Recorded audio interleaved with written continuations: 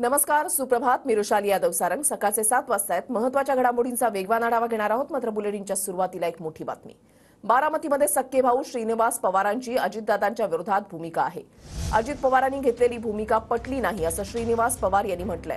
काठेवाडीमध्ये बोलताना श्रीनिवास पवार यांनी हे वक्तव्य केलंय. वयस्कर माणसाची किंमत करत नाही, ही गोष्ट वेदना देणारी आहे असं श्रीनिवास पवार यांनी म्हटलेलं आहे.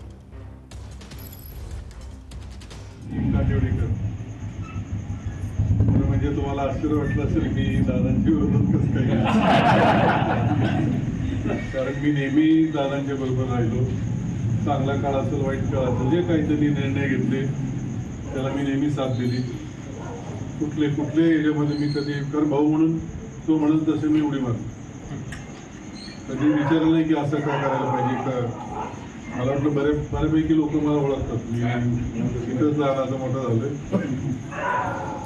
पण जेव्हा आमची चर्चा झाली तर माझं असं दादांना म्हणणं होतं की आपण आमदारकीला तू आहेस तर खासदारकी तरी आपण साहेबांच्या दिली पाहिजे.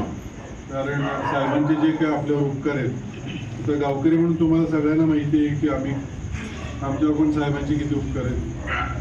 आणि साहेबांचं वय आता 83 झाल्यामुळं त्यांना सोडणं हे मला पटलं नाही. पण वयस्कर झालेल्या माणसाची किंमत करत नाही का, तर पुढची 10 वर्ष आपल्याला दुसऱ्या माणसाकडून लाभ मिळणार आहे.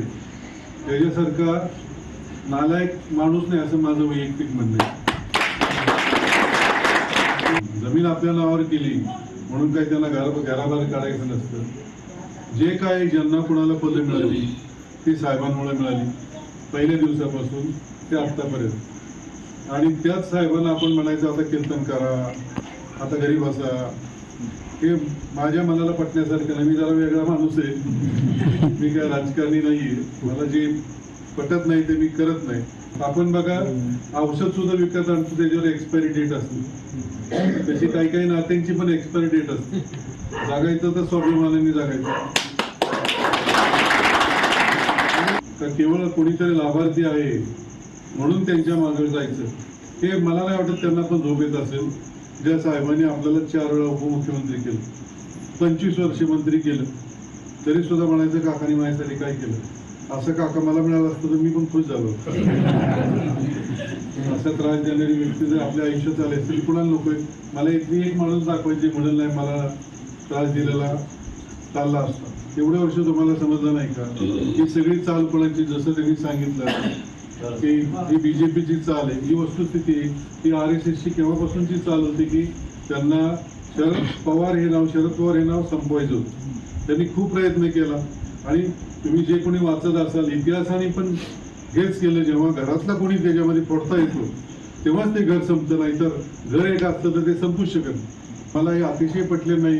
साहेबांना एकुलती एक मुलगी आहे आणि त्यांना काय वाटत असेल ह्या वयात 10 वर्ष साहेब जरा जुने असू द्या, त्यांना सगळ्यांना काय केलं असतं तुम्हाला पण नाही. वय वाढले म्हणून वयस्कर माणसाला तुम्ही कमजोर समजू नका. मधले 25-30 वर्ष त्यांनी ते दुसऱ्यांवर सोपवलं होतं की बाबा मी दिल्लीत आहे तर तुम्ही हे बघा. पण नंतर जसं आता मी माझा कारखाना माझ्या मुलावर सोपवला आहे, त्याच्यानंतर मी जर 20 वर्षांनी तिथे गेलो तो वॉचमॅन जर मला आज सोडला तर मी काय वॉचमॅनला पण माहित नाही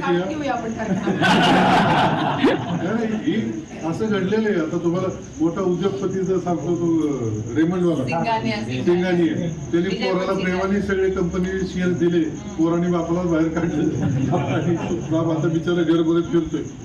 हा इतिहास आहे. पण बराच सांगतो आपण खेडेगावातली माणसं आहोत. आपण मरेपर्यंत वडिलांना आईला सांभाळतो.